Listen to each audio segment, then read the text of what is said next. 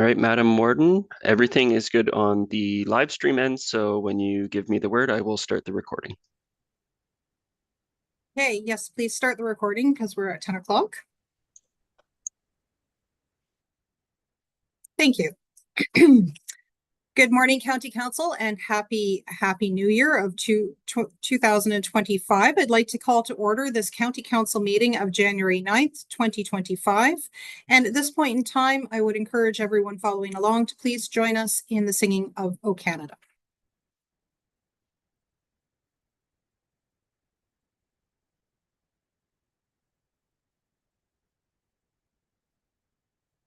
O Canada, our home and native land, true patriot love in all of us command. With glowing hearts we see thee rise, the true north, strong and free. From far and wide, O Canada, we stand on guard for thee. God keep our land glorious and free. O Canada, we stand on guard for thee. O Canada, we stand on guard for thee.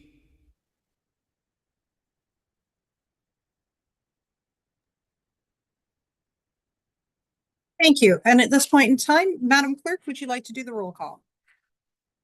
Thank you and good morning, everyone. I confirm that we do have all members of County Council in attendance today. Okay, thank you. So we'll proceed with the land acknowledgement. Let us begin by respectfully acknowledging that we are gathering in the traditional territory of the Anishinaabe Nation, the people of the three fires known as the Ojibwe, Odawa, and Potawatomi nations. And further, we give thanks to the Chippewas of Saugeen and the Chippewas of Nawash, known collectively as the Saugeen Ojibwe Nation, the traditional keepers of these lands and waters since time immemorial. To our south lies the traditional territories of the Six Nations of the Grand River. We are dedicated to honoring Indigenous history and culture and committed to moving forward in the spirit of truth, reconciliation, and friendship with all First Nations, Métis, and Inuit people. We'll move along to the agenda item of number 5, which is the declaration of interest. Are there any declarations? Seeing no hands go up across the screen, we'll proceed. We'll next move to the adoption of the minutes. We have 2 sets of minutes, and the first is the County Council and the Committee of the Whole minutes dated December 12th and the Committee of the Whole budget meeting of December 13th. So the recommendation is that the minutes of the Council and Committee of the Whole meeting dated December 12th, 2024, and the Committee of the Whole budget meeting minutes dated December 13th, 2024, and the resolutions contained therein be adopted as presented. May I ask for a mover and a seconder? Thank you. Moved by Councillor Hutchinson, seconded by Councillor Greig, and it's now on the floor for discussion. Okay, Councillor Greig. I just have one question to staff at this time regarding the multi-year capital budget plan. We really, as a council, didn't have the opportunity to go through the multi-year path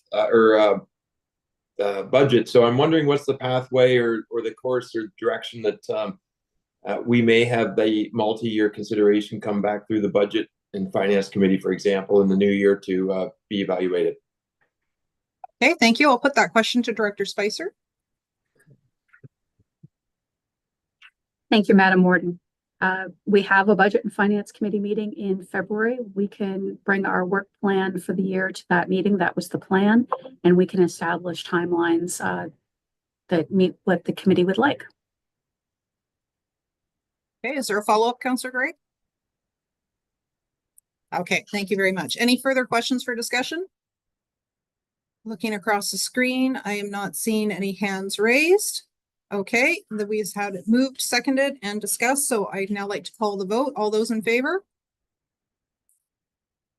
Okay, thank you. That motion is carried. Next, we'll move on to the closed committee of the whole meeting minutes. We had from December 12th and 13th. It's recommended that the closed session committee of the whole meeting minutes dated December 12th, 2024 and December 13th, 2024 be adopted as provided. May I ask for a mover and a second? Okay, thank you. Moved by Councillor Eccles, seconded by Councillor Dobreen. Any discussion? Okay, not seeing any hands up for discussion, then we'll call the vote. All those in favor? And that motion is carried. Thank you. We do not have any closed session matters for our council meeting this morning, which allows us to go to number 8, which are reports. Board of Health minutes dated November 22nd, 2024. And I understand Dr. Era is going to be joining us virtually. I'm just looking across the screen. Is he here, Madam Clerk? He is here, yes. Present. Okay. Excellent. Thank you. Well, thank you for joining us. And if you would like to, at this point in time, highlight anything that, Madam Clerk, would you like me to get it moved on the floor first before discussion? That would be great. Thank you. Okay, so first allow me to ask for a mover and a seconder that the Board of Health minutes dated November 22nd, 2024 be received for information. Thank you. Moved by Councillor Patterson, seconded by Councillor Keaveney. And now it's on the floor for discussion. So welcome, Dr. Era. The floor is yours. Thank you, Madam Warden. Good morning, Council. The highlight from the minutes in November was the public health standards that are being under review and update the Ontario Public Health Standards. We received communication from the province that the current standards, that 2025 will continue, the old standards will continue in 2025, and the new standards will be in effect in 2026. So the services from public health should continue the same with no change for the constituents or the partners. That's a main highlight, Madam Chair. Open to questions as always. Okay, thank you. So with that then, Doctor is available for questions.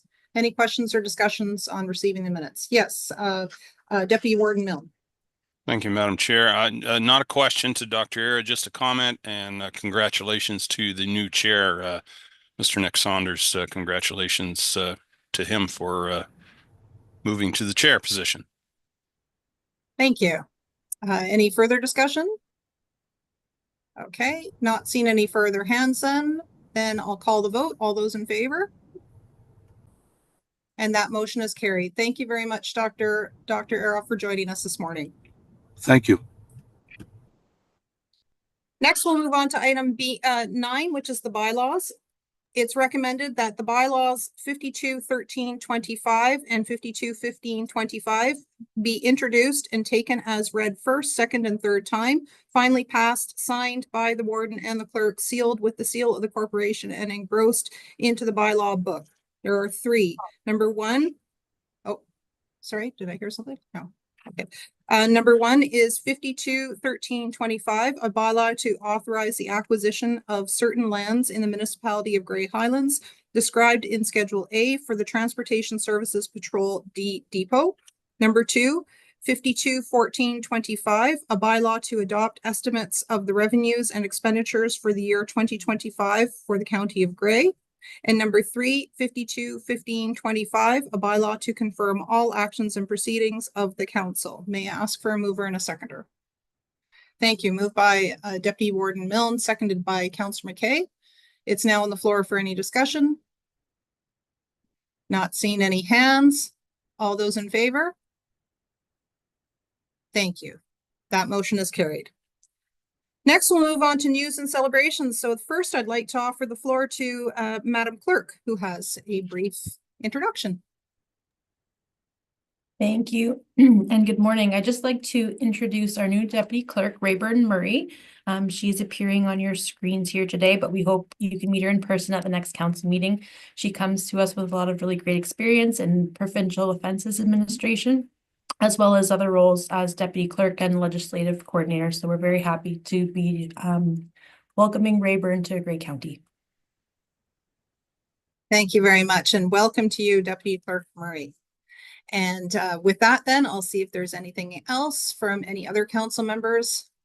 I can say that we did start the new year off right with typical with the weather that we had. We had lots of good intentions about the levies, and I was pleased to be able to attend the Meaford levy, but unfortunately, due to the cancellation of two others, was unable to attend those. But I understand one of them is being rescheduled, so that's good Grey Highlands spirit going there.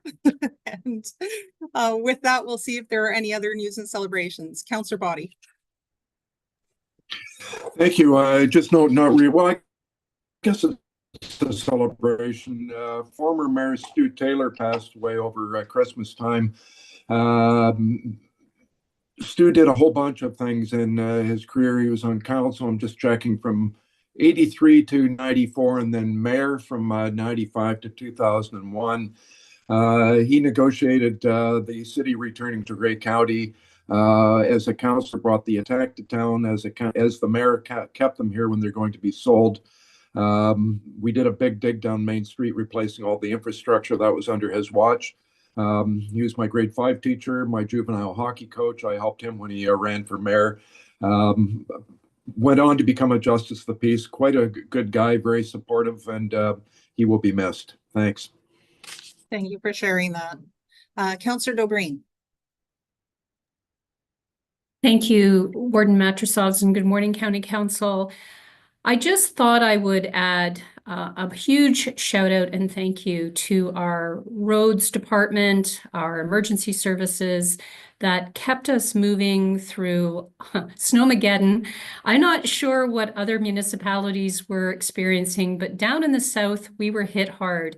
And we really did appreciate the plows doing the best that they could to keep the roads clear, and our EMS services to keep people safe and where they needed to be. So congratulations to our crew. They do an amazing job.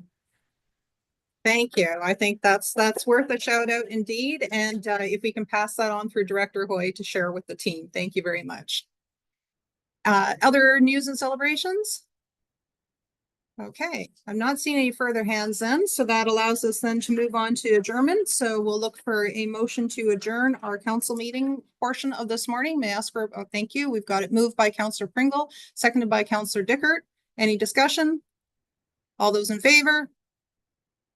And that motion is carried. Thank you. So we'll switch over, and I'll just ask, does technology need to switch anything over before we begin our committee of the whole, or can we proceed? Yeah, it'll just be one moment here. Thank you.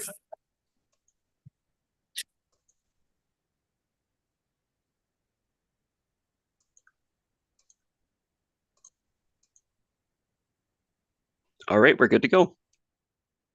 Okay, great. Thank you very much. So I'd like to call to order this committee of the whole meeting of January 9th, 2025. At this point in time, for the matters listed on the agenda, I'll ask if there are any declarations of interest. Seeing none, we'll proceed then. Business arising from the minutes, we do not have any. We do not have any delegations. So next we can go to the determination of items set for separate discussion. Okay. So we do have, right. Okay. So we do have items listed in section 6, which is coming up. We have A, B, C, D, E, F. Well, we go right through to J. There are 10 items. So I'll ask at this point for any items to be called. So first of all, I'll go to Councillor Greig. Item 6G, the correspondence from the Ministry of Municipal Affairs and Housing, strengthening municipal codes of conduct. Okay, thank you. And I'll go to Councillor Patterson. Thank you, Warden. I'd like to pull item 6A specifically to look at the terms of reference for the Budget and Finance Committee to consider increasing the number of committee members. Okay, thank you. Anything else to be pulled from the consent agenda? Okay, so then in that case, then the recommendation is that the following consent agenda be received. Let's see items. Madam Clerk, which one did you want me to put forth for moving and seconding? So this one will be the consent agenda with those 2 items that were noted as being removed, save and except of those 2 items that were removed to be discussed at the meeting. Thank you. So we'll take a mover and a seconder for that. Moved by Councillor Dobreen, seconded by Councillor Nielsen. Thank you. And it's now on the floor for discussion, the ones that we have not pulled. Then I'll call the vote. All those in favor? And that is carried. Thank you.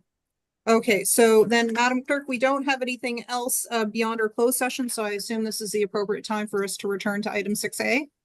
It is. I would just ask Councillor Dobreen, I saw her hand up there, so I wasn't sure if she had a question or comment at this time.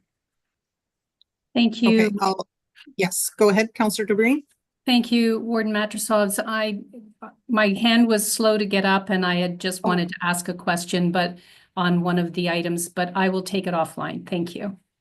Okay, all right. My apologies. I thought that was to move and second the motion. Okay, then in that case, then we'll go to item 6A, and it was pulled by Councillor Patterson. So over to you. Thank you, Warden. I'd like to move the terms of reference for the committee, the Budget and Finance Committee, to be adopted by further increasing the membership to a maximum of 8 councillors plus the warden, so that all municipalities are represented on that committee. It's beneficial to the county and also beneficial to the lower tiers themselves. And with that, I would like to include, along with the names that are listed, Councillor Dickert as a member, and possibly Meaford may want to weigh in on it. Okay, let me put that question through me over to either Councillor Kentner or Councillor Keaveney. Would either of you like to respond to that? Yes, Councillor Keaveney. Thank you very much, Warden Matrosovs, and I appreciate the opportunity to speak to this. And recognizing that Meaford is not currently represented on this committee, as we did for the Urban Roads Task Force, and we then increased the membership on that to allow for all communities to be represented. And I think it's important that we do the same with this committee. Budget and finance is the most important aspect of what we do in our work as members of County Council. So I agree with Councillor Patterson that we should present the opportunity for all communities to be present on this committee, and I would put my name forward to join the group. Okay, thank you. And I'm not seeing a further hand from Councillor Kentner then.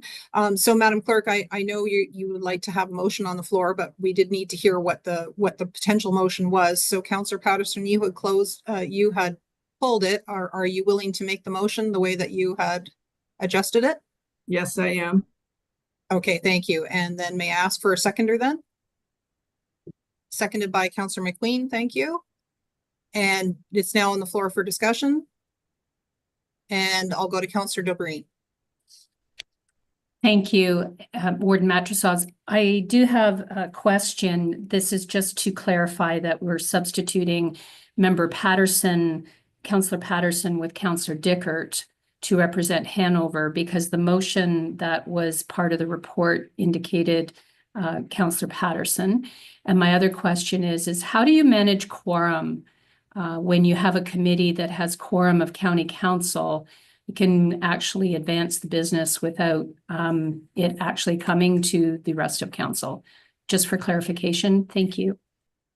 Okay, so now I do see Councillor Carlton's name listed for the Urban Exchange, the Urban Road and Road Exchange Task Force. I don't see her listed in the budget listing, and I will, and this is similar to our economic development, where we do have representation from all member municipalities. So I'm going to go to the clerk for clarification on that. Let me get a clarification, Councillor Dobreen, and then I'll come back to you. So, Madam Clerk, in terms of the quorum question. In terms of the quorum question, we consider quorum to be 50% plus 1. So with 9 members of County Council, we're just under that threshold. If when we're to move to 10, then we would have quorum of County Council, but at 9, we're still under that threshold. Thank you very much for that clarification. Good question. Okay, so then Councillor Dobreen, did you have a follow-up with regards to Councillor Dickert and Councillor Patterson? I wasn't concerned about Councillor Carlton. I thank you for clarifying sorry. quorum plus 1. I was just wanting to confirm that the clause 4 of the resolution that was presented in the report indicated that Councillors Keaveney, Patterson, and Milne be added. And the proposal is to add Councillor Dickert. And I wanted to clarify that that's substituting Councillor Patterson for Councillor Dickert. Thank you. Okay, so my apologies if I said Councillor Carlton, but the 4th paragraph refers to the Urban Road Exchange Task Force, not the Budget Committee. So, my apologies. Thank you. There we go. So, so we do have, let me see, the first, second, the third paragraph now includes all the listed members. That starts with Councillor Carlton, and Deputy Warden Milne, Councillor Nielsen, Councillor Eccles, Councillor McKay, and Councillor Gregg. In addition, Councillor Dickert and Councillor Keaveney now. And then the Urban Road Exchange Task Force members listed remains the same. Thank you Okay, for great. clarifying. Excellent, good. And next we'll go to Councillor Eccles. I see I'll go to you first and then over to Councillor Gregg. Thank you very much. I just struggle with the idea of having every municipality represented. That's, I guess I don't struggle with that, but I struggle with the idea of expanding these committees so far. Why isn't it that we just go to their committee of the whole and have that as a committee of the whole? Okay, thank you. I'll take that question. Let me perhaps direct it to a CAO Wingrove to start. Good morning, Council. Certainly, staff are very open to working with council in whatever way council directs. I think the utility of the Budget and Finance Committee is really about the opportunity to have a meeting that is focused on those financial matters, separate and apart from the other business of Grey County. So, I think, in discussions with the clerk, it may be that we want to use the experience that we're having a little bit last year and in 2025 to be able to make recommendations to the incoming Grey County Council after the next election about the most efficient and effective way to manage these matters and what committees or committee structure is it that will best serve our purposes. So Councillor Eccles, your point is well taken, that certainly once you have representation from everyone, then really you could do this as a committee of the whole discussion. In staff's estimation, though, this was more about having a separate and distinct meeting just to focus on financial matters rather than looking at the membership of it. So happy to take whatever direction council would like to provide. Thanks. Okay, thank you. So with that, then let me go to Councillor Gregg. Thank you for the opportunity to speak to this, Warden, and through you. I voted against expanding the terms of reference while we were virtual December 12th. I have no problem placing myself as a candidate to be voted upon by my peers in terms of serving on this committee, and it being evaluated by my peers on my credentials and my worthiness to serve on it. I think the Budget and Finance Committee, the purpose of the committee is to evaluate the needs of the county as a whole. I completely disagree with the rationale of having every municipality needing to be represented on the committee. It was asked of staff at a follow-up meeting when we asked to expand the terms or the numbers on that committee, what's the cost? Because cost was not even considered the very first day. Staff, I think, came back and said it's $300 to $400 per member per meeting. We were able to facilitate the additional membership on the committees as a whole within the budget allowance that we just approved about 20 minutes ago. And in doing so now, we are contemplating adding members and perhaps going over budget or not having the budget capacity to facilitate the additional membership. Again, I come back to, and I'm going to echo Chair Eccles, that's currently on the committee. We should be evaluating that committee and the other committees on the needs and what they offer to the county as a whole. It's not about each municipality having representation there and input in respecting the lower tier needs being placed adjacent to the needs of the county as a whole. So I will vote against the expanded membership at this time. I did that the last time, and I think it's getting cavalier of council to continue to expand the numbers on the budgets on the committees and not consider the actual costs of doing so. Okay, thank you. And CEO Wingrove, can I just ask the frequency of the meetings for this budget committee? How many meetings a year? I know it is relatively new, but what is the estimate? Right. I think initially in 2025, we didn't get started right at the very beginning of the year, but we had estimated, I think, 6. And I expect that unless there are unanticipated matters that require additional meetings, we should be able to hold it to that number for this year. But again, we take direction from the committee about how they want to use their time. Okay, thank you. So I have a couple of more, I have several more hands up. I'm going to go from the way that I read it on whose hand went up first. So I'm going to go to Councillor Patterson. Thank you, Warden. I feel it's really important that every municipality is represented on this committee. Sitting around the horseshoe table when these decisions come to that table, you almost feel left out, that the decision has been made and there's been no input. And if there was someone from each municipality on this committee, we'd at least have time to discuss it before it hits the committee of the whole itself. Thank you. Okay, thank you. Deputy Warden Milne. Thank you, Madam Warden.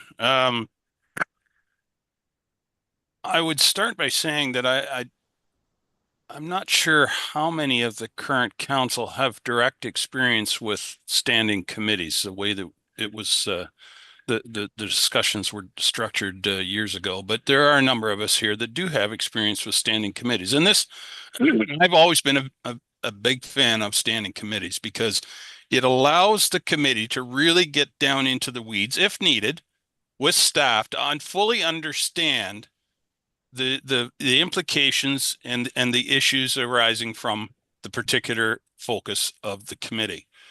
And if you don't have representation, as Councillor Patterson said, if you don't have representation from each municipality, then once it does come to committee of the whole or council, then it can set off a whole nother debate and questions and things that really should have been, examined and discussed during what I'll call the standing committee or the committee discussions. And, the time you invest at the standing committee, and again, I pardon me for using that expression, but that's what I call it. The time invested at the standing committee will reap much rewards at the committee of the whole meeting, because each municipality will thoroughly understand the issues, what the decisions were made and why they were made. And it just, because if you try to get into that level of detail at the committee of the whole, now your meeting stretches on for hours and it's not productive. I can understand and I can appreciate Councillor Gregg's concerns about cost, but in terms of costs, as I say, I think the time invested at the standing committee gives everybody the opportunity to understand the issues way better and way deeper than they would at committee of the whole. Thank you. Okay, thank you. We'll move on to Councillor Carleton. Thank you, Warden Matrosovs. I would agree with what Councillor Patterson and Deputy Warden Milne have said about being involved. I felt through this last process that there was a lot of information there that I didn't have to make final decisions.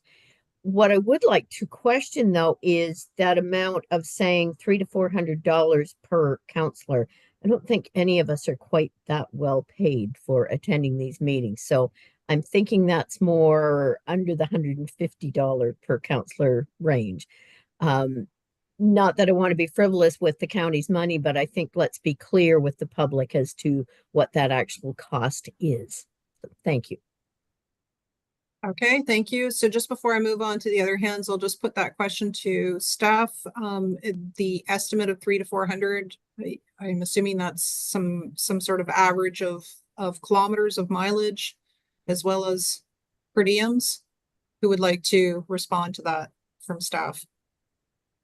I can respond to that if you would like. I originally had put the between $300 and $400 at the last meeting for dependent on how far a counselor was traveling, because the meetings are generally held at the administration building, and as well as either a half day or a full day per diem per each meeting. And I can't remember the exact number for the per diem. I think it's a half day is probably around just over $100, and then combined with the mileage, and then some element of time in terms of preparing for the meetings and agendas and coordinating that was how I came up with the $300 to $400 figure. Okay, thank you. So we'll go back over to Councillor Eccles. Thank you, Madam Warden, and through you to the rest of council. I agree with Mr. Millen that committee of the whole tends to, rehash a lot of things if there's not the faith and the respect in that committee level. But in saying that, isn't that repetitious?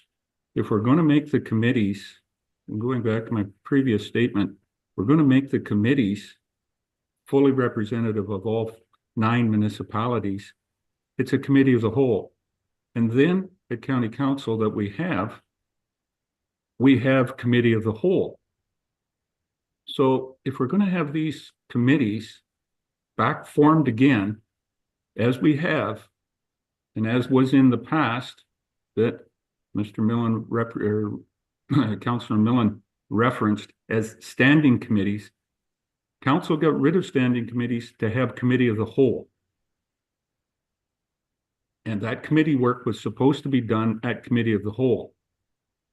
Now we're going back to committees and still continuing with committee of the whole. So my thought is we got to get rid of one or the other. If this committee work was to be done in committee of the whole, then committee of the whole, instead of rehashing and just being a little bit more of what council should be, let's either do all the work in committee of the whole, which would make a really full day of council when we meet, or at council, we get rid of committee of the whole. I think that I would like to set this aside, and I would put forward a motion to defer until we get a better handle on what the committees are doing in reference to what committee of the whole twice a month is doing. So Okay, I would, go ahead. I'm putting a motion forward to defer any decision on this until we get a better handle on committee of the wholes and committees and what bureaucracy we're creating here and what we're getting out of it. Okay, thank you. Councillor Eccles, would you mind if I just allowed Councillor Mackey to make his comment before we return to your motion to defer? There's only one hand remaining after yours. That's Thank fine. you. So, Councillor Mackey? Thank you, Warden, and Happy New Year to everyone. This certainly is a discussion that we have had in the past, and I, being one of those members that past Warden Millen mentioned, sitting when I first started on county council, we had the 4 standing committees. And looking back, I thought those committees were very productive. We now have, I'm not sure how many committees in total, but with our 4 previous standing committees, we had transportation and safety, we had corporate services, which would have taken in the budgetary, we had planning and development, and we had social services. So with all the committees that we have right now, each one of those committees could get earmarked into one of those previous standing committees. I did really enjoy the depth of knowledge that we were able to gain sitting on those standing committees, and I thought there was real value. Each member municipality had a position on every single committee. That way you could go to your cohort on your own municipality if you had questions in regards to what was going on at some of the other standing committees. But you really got to have an in-depth knowledge of the standing committees that you were involved with. As Councillor Eccles mentioned, you were able to get down into the weeds if need be and fully understand and pass that understanding on to other members that don't sit on that committee. So I really think there is value in that, and I think that we should seriously look at returning to those 4 standing committees. Getting rid of committee of the whole then was probably an option, but going back to that system, I think deserves a thorough examination, and council would be well served to look at that. Thank you. Okay, thank you. I don't see any further hands up. So Madam Clerk, we do have this particular motion on the floor, moved and seconded. We are in discussion for it. Councillor Eccles has expressed a wish to put forth a motion to defer. So could you please walk us through the process of what we'll need to do here? Sure, thank you. So just for clarity, my understanding of the motion put forward by Councillor Patterson was to put forward the terms of reference as amended by increasing the membership, and as well as continue to incorporate the terms of reference changes to the Urban Road and Road Exchange Task Force. So currently the motion before you, which I can bring up on the screen just so that it's easy.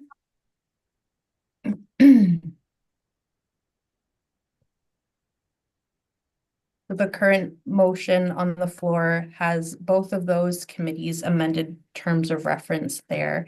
So the motion put forward by Councillor Eccles was that this entire motion be deferred, which does incorporate, I note, the 2 committees. So I don't necessarily see an issue with that because neither one of these committees are anticipated to meet until at least February. So I think we can continue with a seconder if council would like to see the deferral and then vote on that deferral motion.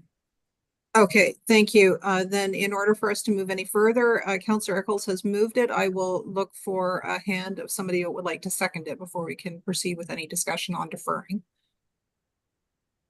I'm putting a second call. Okay, I see Councillor Mackey. I see your hand up. You're seconding. Okay. Yep. So if it's been moved and seconded, it's moved by Councillor Eccles, seconded by Councillor Mackey. It is now on the floor for discussion to defer. The only discussion we have at this point is deferring until further information. And I am not seeing, okay, I'm going to begin with Councillor Dobreen. I may have a question, but it may be asked by the council members interested in the discussion. Councillor Dobreen, go ahead. Thank you, Madam Warden. And my question is with regard to the deferral.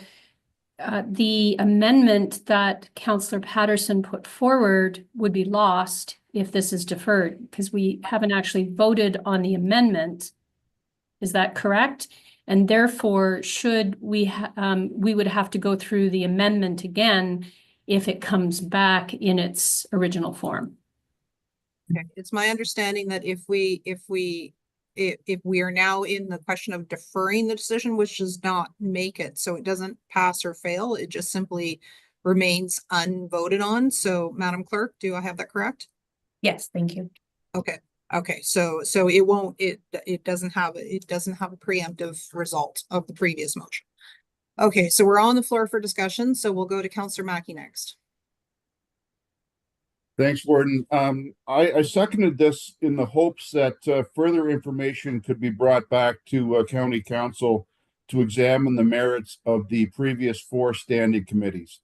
That would be my hope, not to just to see this die, but to actually thoroughly examine whether or not the 4 standing committees could replace our current system. So I support what Councillor Patterson is saying about having such an important committee with budget and finance, but I'm not sure it only has to be budget and finance. I think we could thoroughly look at all of our committees and look at moving those into 4 standing committees. So I'd like more information back on that so County Council could look at the merits. Thank you. Okay, thank you. And I will put forth a question then to staff because that ties into the question that I had. The motion for deferral refers to until further information. So what kind of direction does that give staff in terms of knowing what further information they would need to bring forward? Perhaps can I put that question? Who would like to answer that? Madam Clerk or Madam CAO? I can start off, and then Kim, if you'd like to jump in anytime, feel free. Staff have been taking notes during the conversation here this morning, so I think we do have a lot to consider when we take this back and bring something forward in the near future. So what we would be looking at would be how we'd like to, or how council would like to handle the committee structure as it exists and those appointments that are kind of still in limbo and pending, and how we will what we need to do to tie those off, and then as well incorporate considerations around committee structures and committee of the whole at the same time, with a path forward for the remainder of the year and possibly beyond that as well. Okay, thank you. Yeah, thank you. Please. If I can add to the clerk's notes there. Many of you around the table have been part of these deliberations in the past. And I think that one of the things that we can try and do with this upcoming report is really to kind of summarize the points and the concerns that have been raised in earlier discussions that led us to make changes to the committee structure for one way or the other. Time doesn't stand still, and our issues only become increasingly complex. So if we can look at this with around the lens of where the challenges that we face today, it may mean that we need to make a different decision or have a different structure. But what we need to do is enable ourselves to make the best possible decisions around the issues that we need to face. So thanks. We'll put a good report together for you. Okay, so Councillor Mackey, then your questions and comments about the previous structure have been heard. They've been noted. That would be included in the further information. Councillor Dobreen. Thank you. And I believe CAO Wingrove has spoken to it. If I'm not mistaken, it was in the 2014 to 18 term that the standing committees were changed in favor of having a more informed discussion at the council table, and that was when committee of the whole was brought forward. So I appreciate that CAO Wingrove has mentioned that there would be some historical dialogue about how we got here. And as you say, time does not stand still and our issues change. And it may be time to reflect on that decision and go back to that standing committee process. So I'll look forward to that report. Thank you, Warden. Okay, thank you. Councillor Carleton. Thank you, Warden. My concern would be, I think this is going to be a topic for a larger discussion of whether we're going to have these committees or go back to standing committees or how we're going to handle that. So my concern would be, do we leave things hanging at committee level while we have that larger discussion? Or should we be trying to move ahead, have those committees in place to be doing their jobs until we look at the bigger question of, are we going to be committee of the whole or standing committees? Okay, thank you. So now we have heard that the two committees that were looking, the previous motion was considering to change are not scheduled to be meeting in the near future, but there are other committees that are progressing with work. So we'll put that question, I guess, to Madam Clerk. Thank you. And I think there, just at a quick assessment, I think there would have to be some element of status quo continuing on. And just if we were to change the structure, I would anticipate needing as a organization at least 4 to 6 months, say 4 months. It's because we do have a model we could return to. It doesn't have to be redesigned in its entirety, but we would need some lead time to get that organized and structured and updates made to the procedural bylaw and things like that. So there is a bit of runway needed to make a switch to that extent. Okay, thank you. We'll go to Councillor Body. Thank you, Warden. Maybe a little late coming to this. I get what Kevin and Scott are saying. However, you know, in another year, you're going to have different leadership. In 2 years, you're going to have different council. There's going to be different strat plans coming or renewals. I think changing committees is probably something that should start on the happen at the start of the next term as the next council decides where they want to go in a sense. I get their discussions. I've tell by the color of my beard, I was around when we had standing committees before. I like them, though they do take time, but I think this is something that really the next council needs to consider as they go forward versus us making the decision at this point. That's my only thought. Thanks. Thank you. Any other discussion on deferring? Okay, I'm not seeing any further hands, so it looks like we're ready. I will call the vote then. All in favor of the deferral motion? Sorry, Councillor McQueen, were you were you looking for a discussion hand?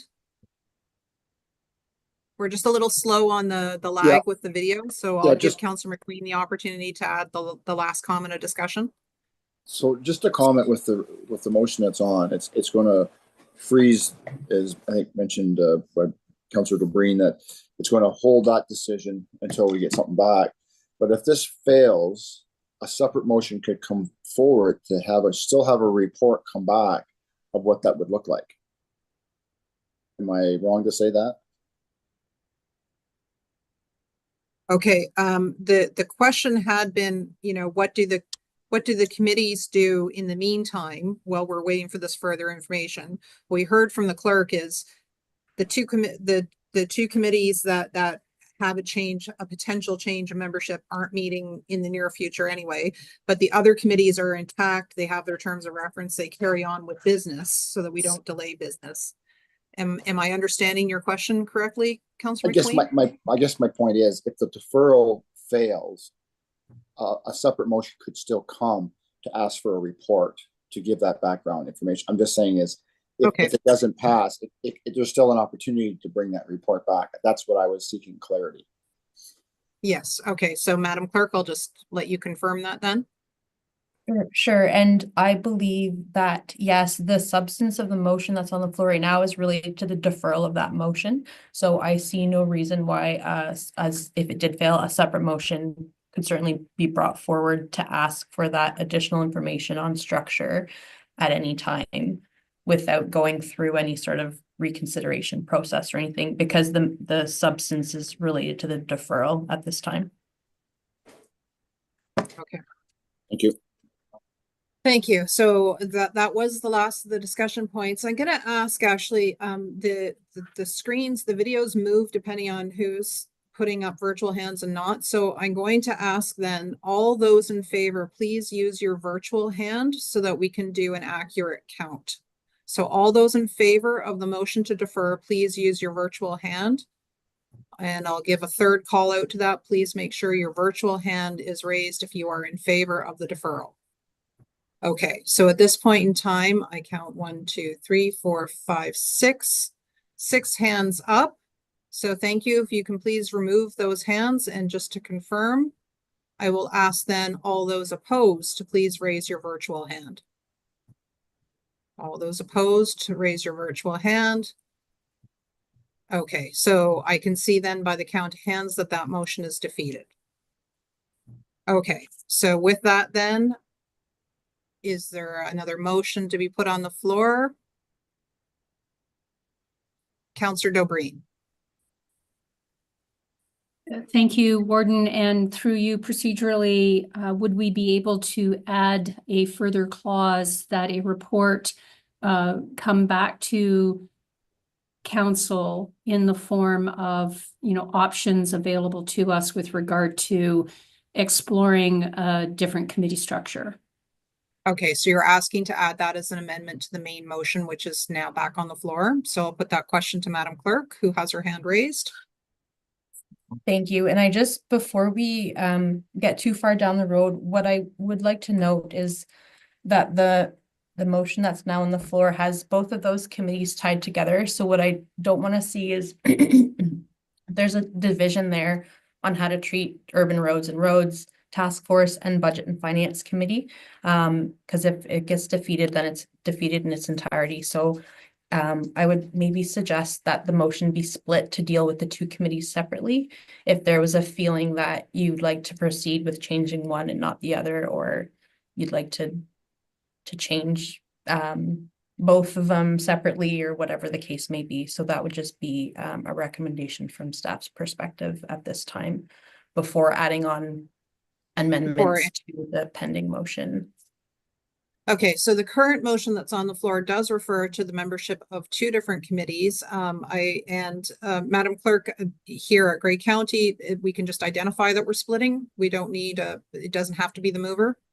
Generally, we would have a formal motion from council. To split. Okay, so I'll put it out there first then, a motion to split. If there's any recommendation coming from any member that would like to move. I see Councillor Carlton has put her hand up to split the motion. Thank you. Is there a seconder for Councillor Carlton's motion to split? Yes, there is. I see Councillor Keaveney. So it's now on the floor for discussion to split the two parts of the motion. And we'll go to Councillor Gregg. If I could have staff please further elaborate on how we can vote on splitting, because as I read the original recommendation and the amendment, I certainly see that the terms of reference changes being considered and the appointees by name are entirely tethered together as one. So I struggle with us being able to separate this motion because there is a certain element of uniqueness and bond that's created within the terms of reference and the names positioned. Okay, so Madam Clerk, were you intending then to say that should this motion to split be approved, the terms of reference would be split, identified separately, the members go with that one, and then a repetition of the terms of reference part of this current motion to then list the second committee? Is that what you're suggesting to make sure that it's preserved? Yes, that was what I have prepared to consider. That very thing is to have them split so that one committee is dealt with first and then the next committee as the second motion, so that they're separated out completely and so if it's dependent on another. So if this motion is successful to split, we will see that link, Councillor Gregg, of the terms to that particular committee. But it's a good question there to make sure that we're keeping it that way. Thank you, Madam Clerk, that helps. So I'll just see if there are any other hands. I don't see, except I do have our Grey County host hand is up. Is there? Oh, that's Madam Clerk. Sorry. Yeah. Okay. So thank you. So Councillor Dobreen, we're discussing splitting. That's the only thing we're discussing right now. Go ahead. Thank you. And I have no objection to splitting the motion. What happens if, so I just want to clarify procedurally that we're voting on an amendment to change the participants in each of those committees. If it fails, then it just reverts back to the original composition of the committee, or does that's where I'm just trying to clarify so that I'm voting accordingly. Okay, so this is, and we are at committee of the whole, so there was a printed list of the members, but then there was a verbal addition of those other members. So Madam Clerk, that question from Councillor Dobreen. Thank you. So the motion brought forward by Councillor Patterson is, we would consider that a main motion. So she brought forward, the first motion that was brought forward on this topic was the motion to adopt the terms of reference as amended from how they show up in the report, with additional membership tagged on and included in that. So this isn't technically an amendment, but if it did fail, then if the main motion did fail in the end, the terms of reference for those committees are in existence today. So the committees would continue on as they stand currently without the increased membership. But we would still need to make appointments and likely have an election based on the number that we're interested in those committees. Okay, thank you. Don't see any further hands up in terms of splitting the motion. So the motion that we are about to vote on is on to split those two terms of reference and appointments of the two different committees. So with that, I will ask for all those in favor of splitting the motion. And thank you. I appreciate if you could please all use your virtual hands.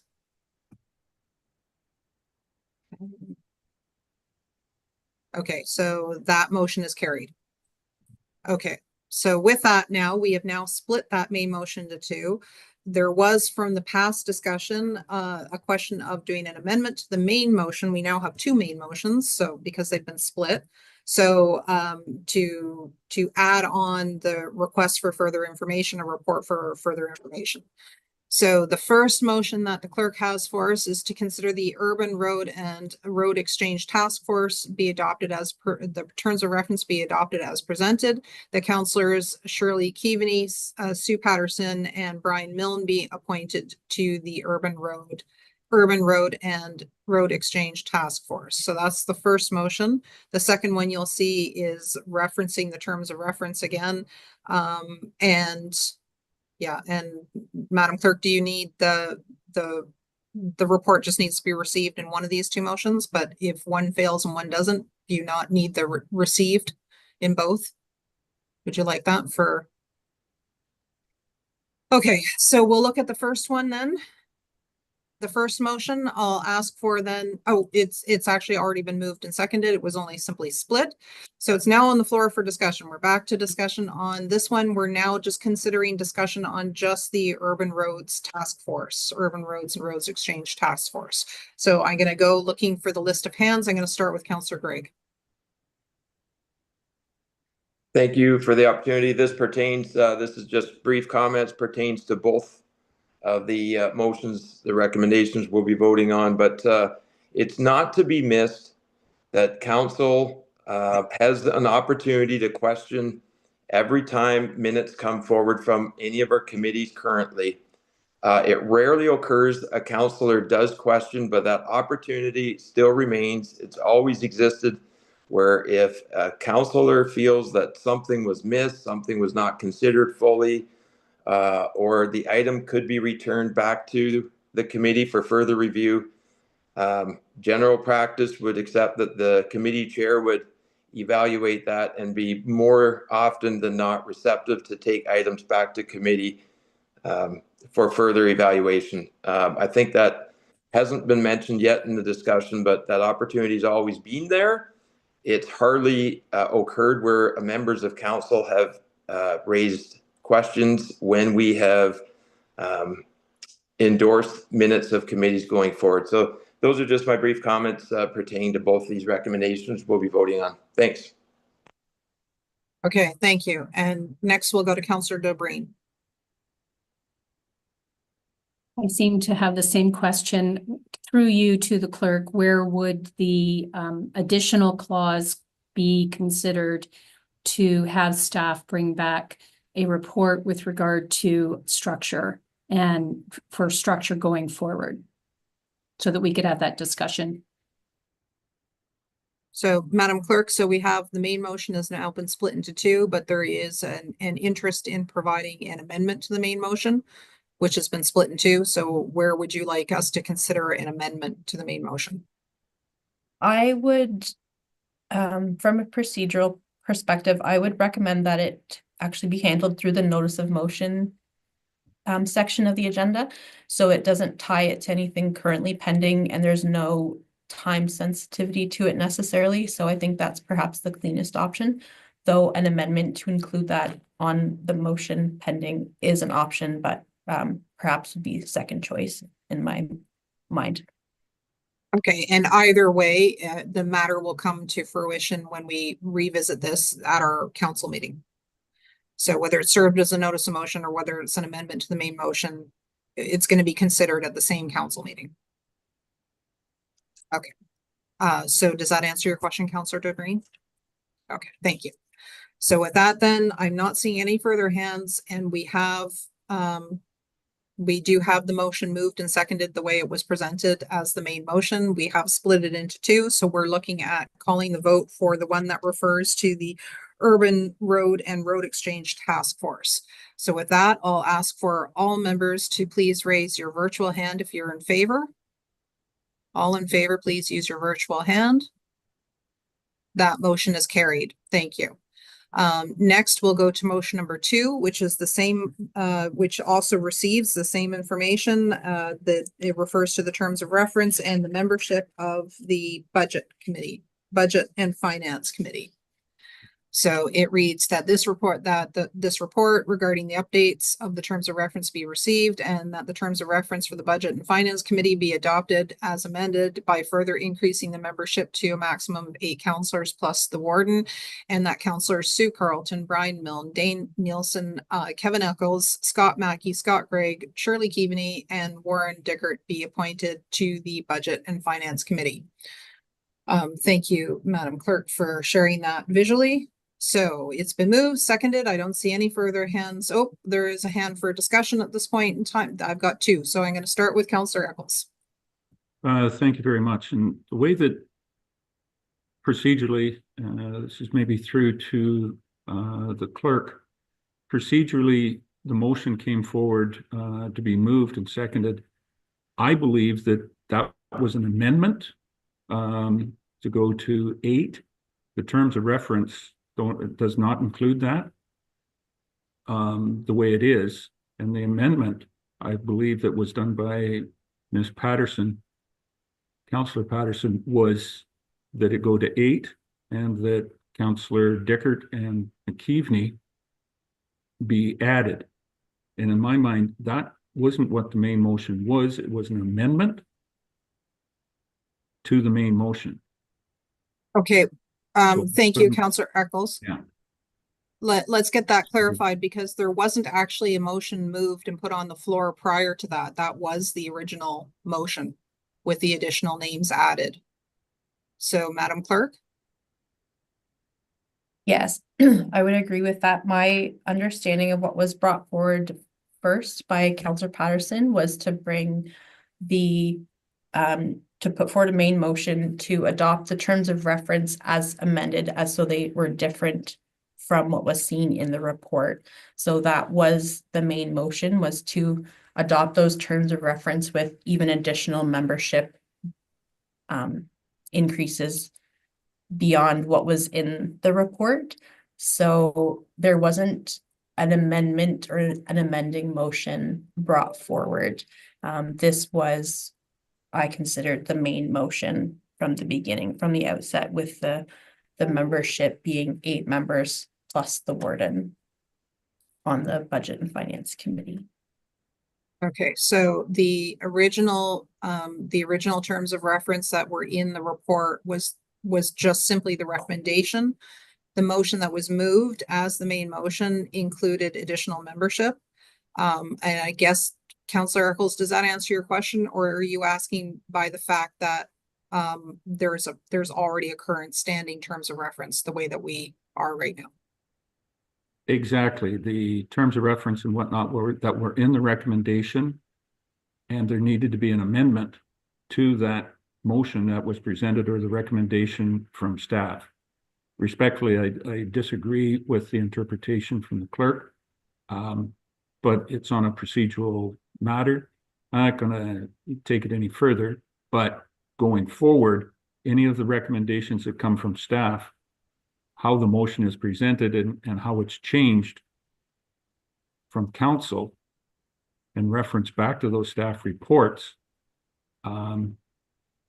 This is the way we're going forward. This is the way we're going forward. So expect considerable changes to any recommendations that staff is putting forward, going forward, without it being an amendment. Just this is the way that council is going to move it. Okay, and Madam Clerk, can you please put on the screen just the motion that we're about to vote on, just so we can all see the wording? Because it's different than what was in the report.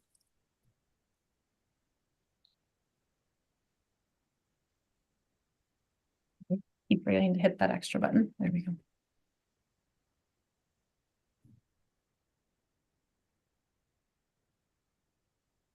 Okay, so it does, this main motion does refer to be adopted as amended.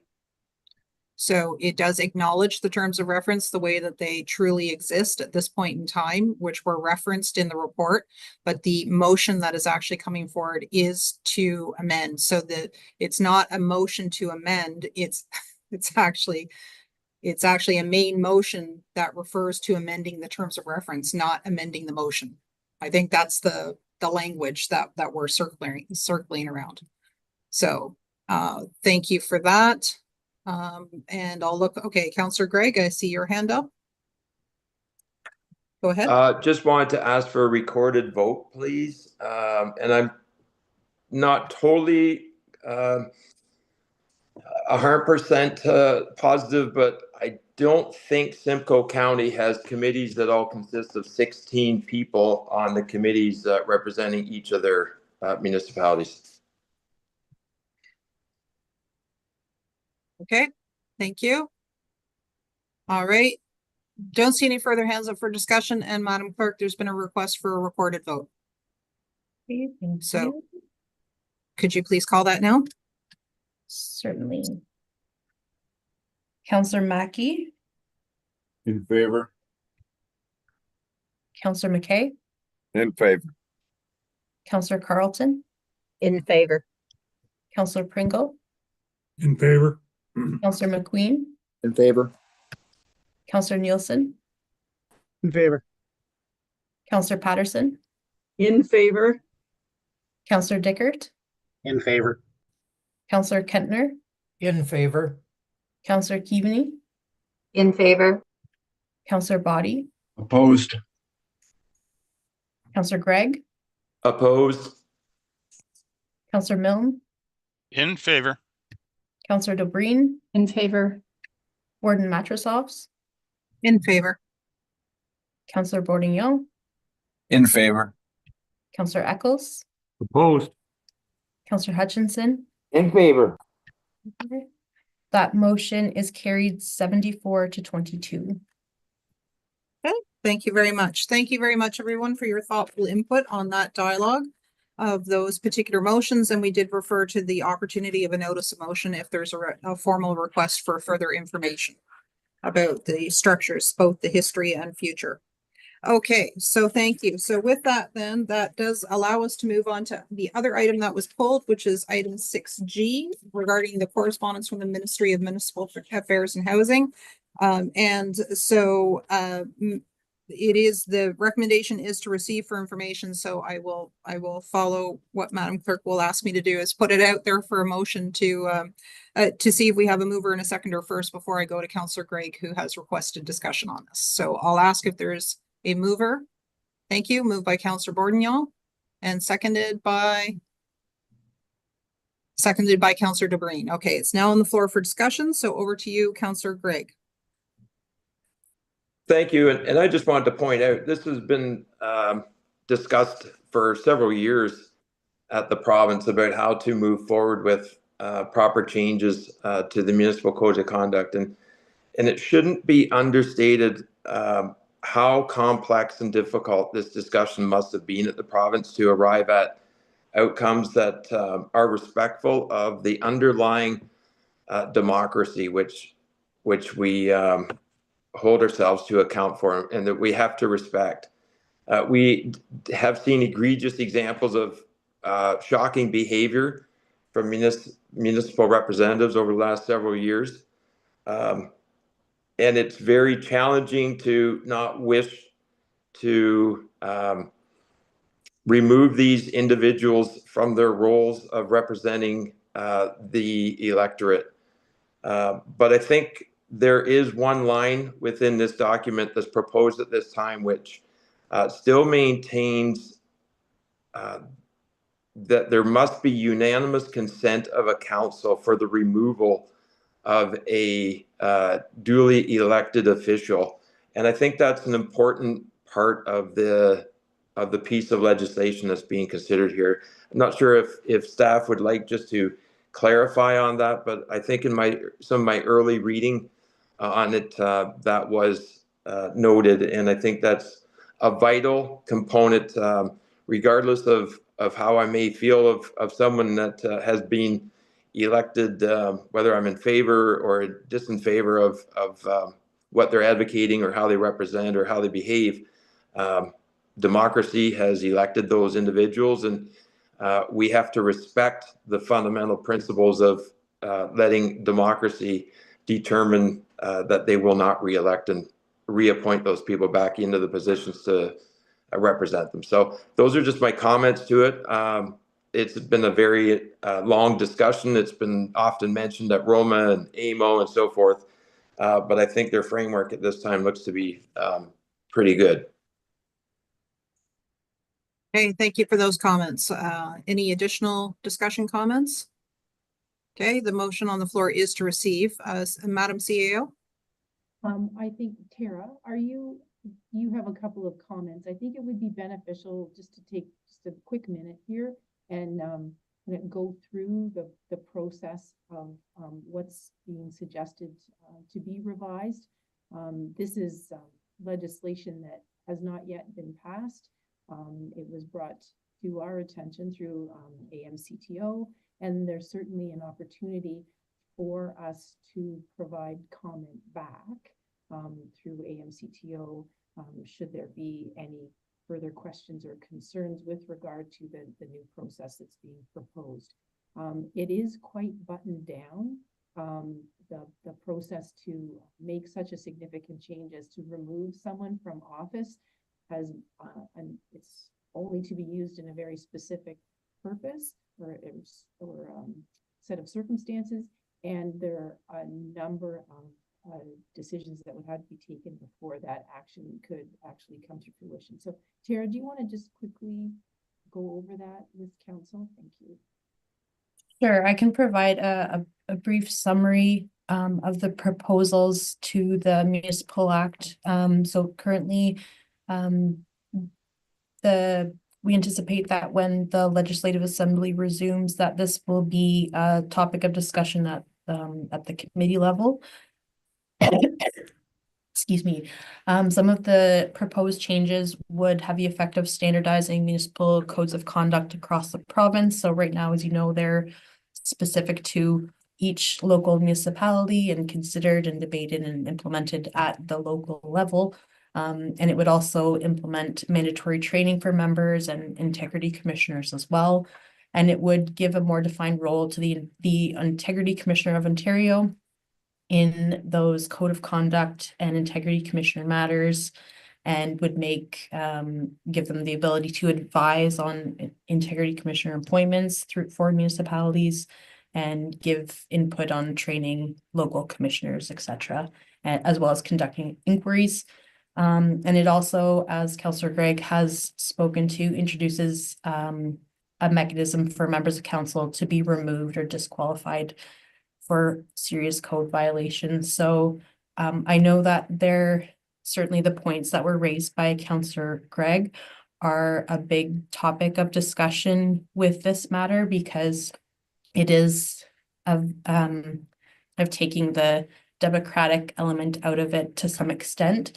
But I know that AMCTO is very aware of the implications of that and is advocating and making sure they would like to have a clear clear thresholds established for when that would actually happen, because as you know, these elected officials have been elected by the public, and accountability often comes following their term and with the election, and the people and speak their opinions there. So certainly lots of discussion and advocacy on this one. And I'm also fairly confident that our own integrity commissioners are part of these discussions as well from their unique integrity commissioner perspective. Okay, thank you. And for discussion on receiving this information, we'll go to Councillor Eccles. Thank you. In reading the report and finding where the report comes from, I just find it somewhat hilarious that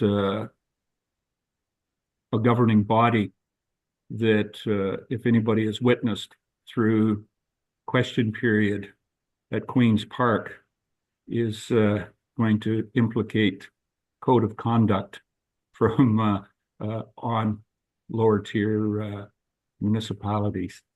And if you've ever watched that, it baffles me that we're being dictated by the province on how we should be a code and how we could conduct business as well too. Just a little more frivolous part of where this legislation is coming from. I laugh at it. Thank you, and we are creatures of the province. So with that, this is discussion to receive the information. Councillor Dobreen. Thank you, Warden. And I concur that perhaps codes of conduct should apply to all levels of government. Most certainly. If you're going to impose it on one, they should impose it on themselves.